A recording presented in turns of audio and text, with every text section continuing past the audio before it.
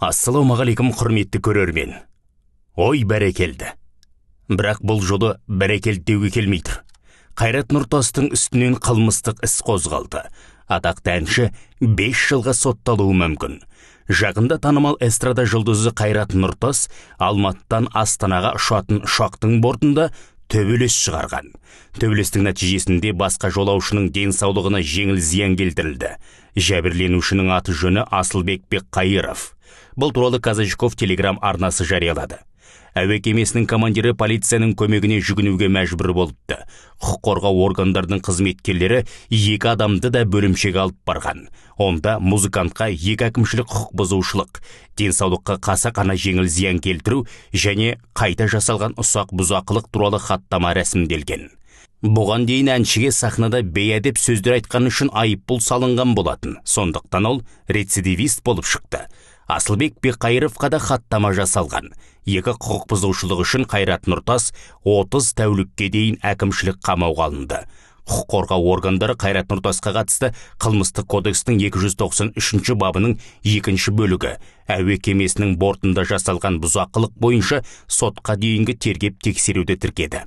Бұған дейін әйгілі әзілкеш Тұрсынбек Қабатов ұшақта балағат сөз айтқаны үшін қамауға алынған еді. Астана қаласының әкімшілік соты шоумен Тұрсынбек Қабатовты ұшақ бортында мас күйінде қоғамдық тәртіпті бұзғаны үшін 5 тәулікке қамауға алған.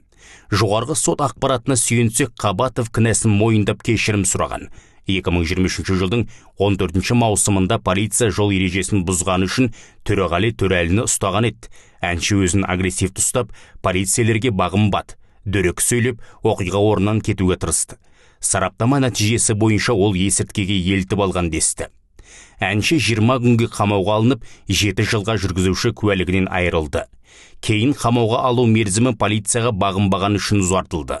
Қыркүйек айының соңында Төреғалидың тағы да сотқа тартылатыны белгілі болды.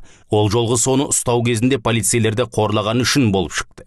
Дегенмен сот Төреғалидың асырауында 5 жас баласы барын ескеріп, жеңілдететін жағдайларды қарастырды.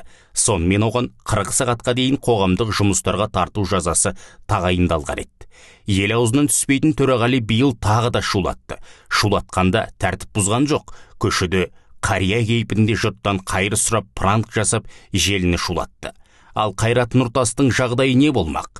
Ол сен емес деп ән шырқайтын Қайрат бұл жолы ол мен емес деп айтатын шығар. Бұзақылық жасаған үшін қоғамдық жұмыстарға тартылуы тіпті 5 жылға дейін бас бостандығынан айырылуы мүмкін. Нақты шешімді сот шығарады.